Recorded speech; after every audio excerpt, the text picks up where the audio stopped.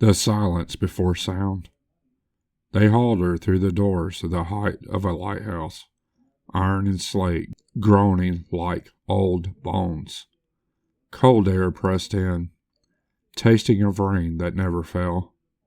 The chamber was a bowl of shadow and marble, circled by tiers of robed figures whose faces were carved into patience or contempt.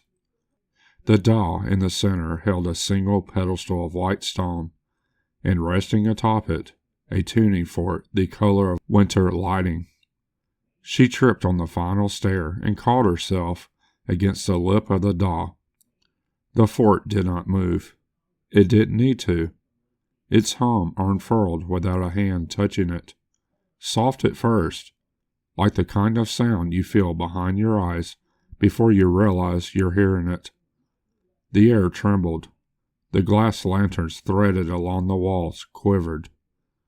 One robed elder pressed 2 fingers to an ear and flinched. The fort turned, not with a pivot or a mechanic's mercy.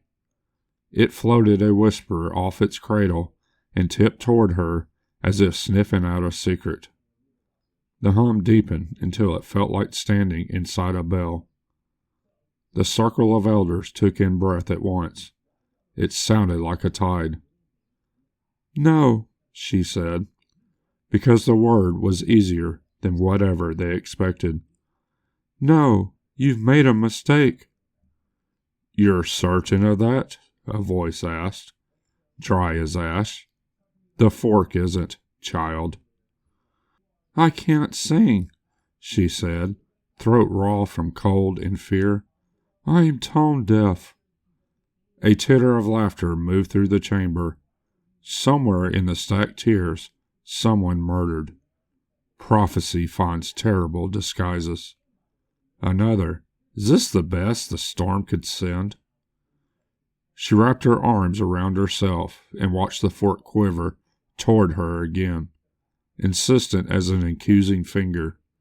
The hum threaded into her bones until she felt cracked open by it. She would have stumbled back, but 2 guards stood tight at her shoulders. Heat pulsed under their leather bracers. Torches fenced the doll and poured gold down the walls. Yet the chamber still felt like a throat about to close.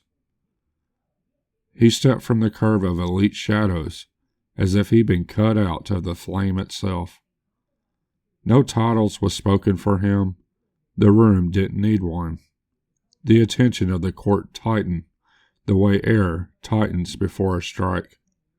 He moved with an easy, predatory grace that cared nothing for witnesses. Heat rolled off him, not soft hearth warmth, but the radiance of a kiln, edges broad enough to make breath catch.